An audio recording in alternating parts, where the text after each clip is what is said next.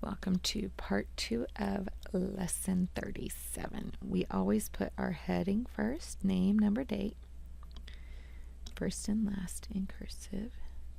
Always put your heading on every paper first thing. And our date. Remember to write down the date you are working on these notes, not necessarily the date that I am writing. And our subject is math. Okay, here find the sum. So 5/10 plus 2/10. Well, the size of the pieces don't change. They're still going to be cut up into 10 pieces. So I just add the numerator. 5 plus 2 more would be a total of 7/10. The sum is 7/10.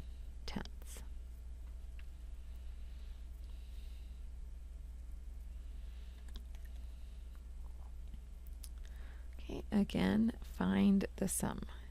5/9 plus 1/9.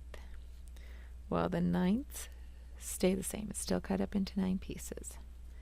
5 plus 1 is 6. So 6/9 is our sum. That's what we have. But if you look at 6 and 9, they have a common factor.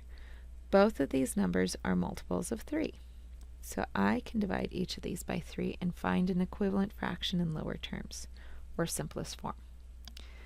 6 divided by 3 is 2. 9 divided by 3 is 3. These always have to be the same number here, and they have to be factors of both. I wouldn't do 2 because 2 is not a factor of 9, even though it's a factor of 6. It has to be a factor of both the numbers. So here, the sum is 6/9 or 2/3. Both are correct, but you want to get used to being able to see an equivalent fraction in lower terms, see that you can do that, because many times the smaller numbers in this fraction are more useful if you have to use multiplication or something in a larger problem, especially in high school. 2 and 3 are easier to deal with than 6 and 9. Okay, here 4/7 plus 3/7. Well, they're still cut up into 7 pieces. 4 plus 3 is 7. Well, 7/7 means the whole thing is filled in. Well, if the whole thing's filled in, we can just say we have one whole. 7/7 is correct, but a simpler form for that is just saying one whole pizza, or one whole whatever the unit may be. The sum is 7/7 or 1 whole. Make sure these are complete sentences. You have a capital letter at the beginning, punctuation at the end, please. Now we're finding difference. Now this is where you have to be careful, because sometimes when you see this, you think you're comparing, but this is actually subtraction. Comparison would be a lower line, much bigger.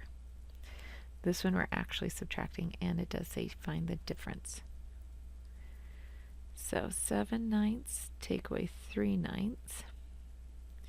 Well, they're still cut up into 9 pieces. 7 pieces take away 3 pieces is 4 pieces.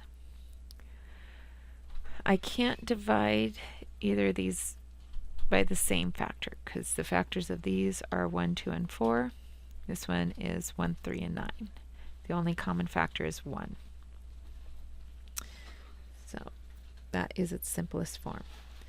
The difference is 4/9.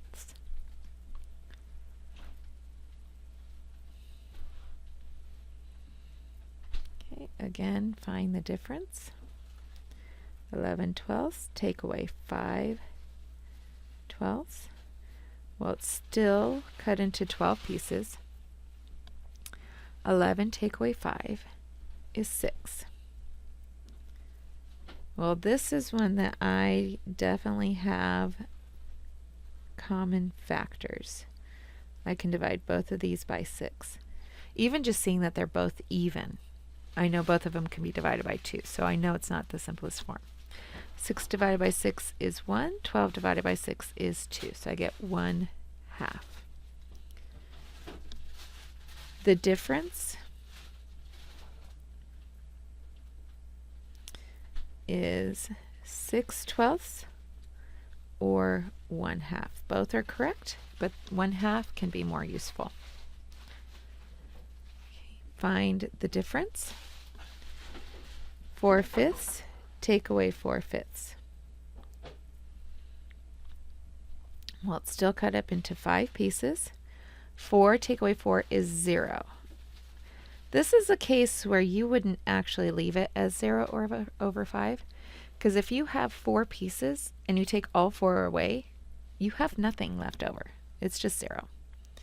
We wouldn't write it this way, but these are equivalent. If you have no pieces, it doesn't matter what they're cut up into. There's still nothing there. The difference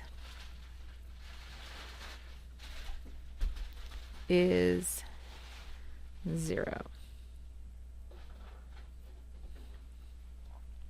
All right, so let's go ahead and do some more practice with adding and subtracting fractions with like denominators. Thank you for joining me.